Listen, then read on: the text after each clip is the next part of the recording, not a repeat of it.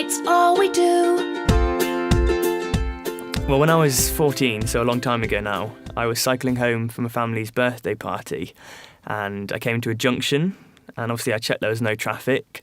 I do remember the roads being quite busy, cars each side parked. So I turned out and the next thing I know, I'm on the bonnet of a car. The driver stops, but doesn't offer any help. He just throws me onto the floor and drives off, leaving me there. Luckily, a friend of mine was nearby and called 999, so I was taken to Blackburn Royal Infirmary and given 100 stitches, over 100 stitches, on the right-hand side of my face. To be honest, it was a big knockback when the first personal injury firm that I approached said that I had no claim. It seemed totally unfair. I was only 14 at the time and things were horrible for the next couple of months after the accident. It's been going on for a long time now, but I know Smith Jones are working very hard for me. They keep me well informed about everything that's happening and even bring new aspects into the case. For instance, I'm now at a university in a city where most student work is either bar or retail work, and people can get quite intimidated by my scar, so are reluctant to employ me for jobs in front of their customers.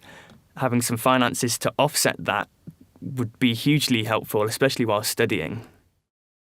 Well, Lewis and his mother came to see me some time after the accident. They'd previously been to a fairly well-known specialist road traffic firm of solicitors who turned the case down on the basis of a police report that firm of solicitors had received. Well, the police had taken no action against the driver of the motor vehicle in relation to his driving. We managed to carry out a quite extensive investigation. We established two features. The first was that, and I'm surprised that the police missed this, but we established that the driver was in fact travelling at 34 miles an hour in a 30-mile-an-hour zone.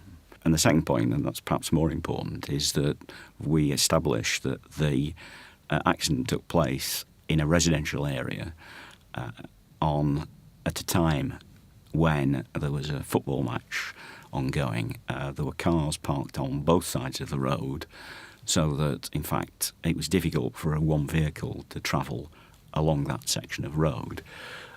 And in the view of our experts, in this case, you wouldn't expect a car to be travelling at anything more than 10 or 15 miles an hour in those circumstances.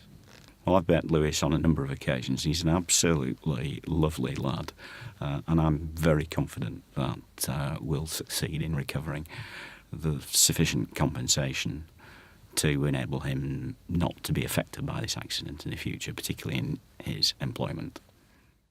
Obviously, you never think anything like that will happen, but the main thing is knowing that someone will take it on and will stand up for you, even if it is a difficult case.